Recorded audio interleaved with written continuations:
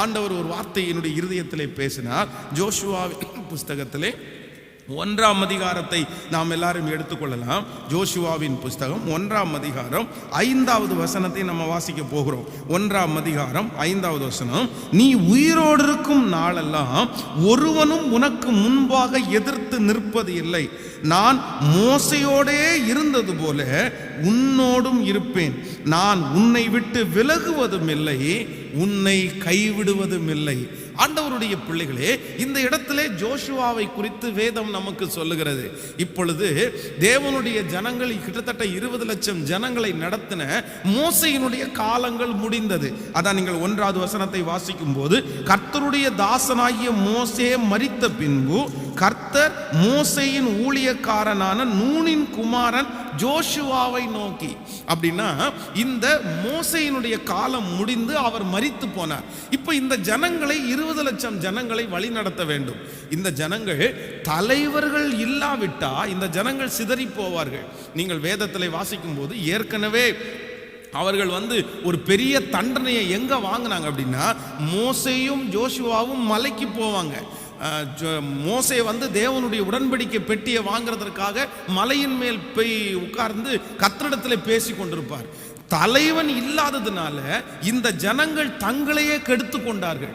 அவர்கள் விக்கிரகங்களை உண்டு பண்ணி எங்களுக்கு முன்னாய் நடக்கிற தெய்வம் இதுதான் அப்படின்னு சொல்லி அவங்க கொண்டாடினார்கள். அப்போ ஜோஷுவா என்ன நினைக்கிறார் அப்படின்னா, இந்த ஜனங்கள் தலைவன் இல்லாவிட்டா இந்த ஜனங்கள் சரியா இருக்க மாட்டாங்க.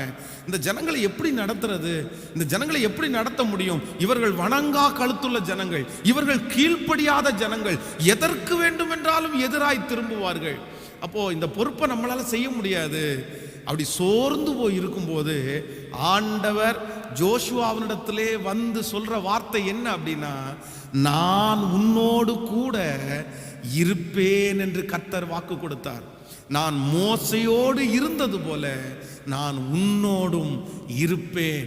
நான் நம்புறேன் இந்த ஜெபத்துல ஒருவேளை ஜோஷுவாவை போல யாரோ ஒரு தேவனுடைய பிள்ளை சோர்ந்து போய் இருக்கலாம்.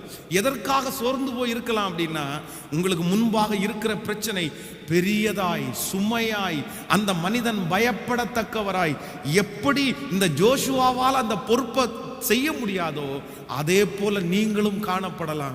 ஆனா ஆண்டவர் சொல்றாரு, சோர்ந்து போக வேண்டாம், சோர்ந்து போக வேண்டாம். நான் மோசையோடு இருந்தது போல உன்னோடும் கூட இருப்பேன் என்று கர்த்தர் வாக்கு கொடுக்கிறார். ஹல்லேலூயா. கைகளை மேல உயர்த்தி இந்த வார்த்தையை நான் நம்புறேன்னு சொல்லுங்க. இந்த வார்த்தையை நான் நம்புறேன், இந்த வார்த்தையை நான் விசுவாசிக்கிறேன். கர்த்தர் உங்களோடு கூட இருக்கிறார். சொல்லுங்க, எல்லாரும் சொல்லுங்க, ஆண்டவரே நான் விசுவாசிக்கிறேன், நீர் என்னோடு கூட இருக்கிறதற்காக நன்றின்னு சொல்லுங்க. பிரதர், நீங்க உங்களுடைய காரியங்களை நடத்துங்க. சிஸ்டர், உங்களுடைய காரியங்களை நீங்க நடத்துங்க.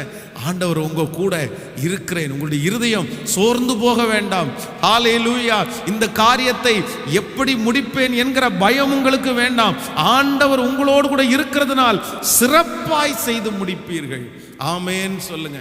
ஆண்டவர் கூட இருந்ததுனால நீங்க தொடர்ந்து நீங்கள் வாசிப்பீர்களே. ஆனால் மோசே செய்ததை விட இந்த ஜோஷுவா இஸ்ரவேல் ஜனங்களுக்கு பெருசா செஞ்சிட்டாரு. மோசையினால ஜனங்களுக்கு பெரிய காரியத்தை செய்யக்கூட முடியல. ஆனா இந்த ஜோஷுவா ஜனங்களுக்கு அந்த சொத்தை எல்லாம் பங்கிட்டு கொடுத்து எல்லாரையும் அந்த பட்டணத்தில் செட்டில் பண்ணாரு. காரணம் என்ன அப்படின்னா, ஜோஷுவாவோடு கூட கர்த்தர் இருந்தார். நம்ம சோர்ந்து போய் நம்ம மனசு உடைஞ்சிருக்கும் போது நம்மை பார்த்து ஆண்டவர் என்ன பேசுவார் அப்படின்னா, நான் உன்னோடு கூட இருக்கிறேன், நான் உன்னோடு கூட இருக்கிறேன், நான் உன்னை விட்டு விலகுவதும் இல்லை, உன்னை நான் கைவிடுவதும் இல்லை, நான் உன்னை விட்டு விலகுவதும் இல்லை, உன்னை கைவிடுவதும் இல்லை, நான் உன்னோடு இருக்கிறேன். ஹல்லேலூயா, ஹல்லேலூயா.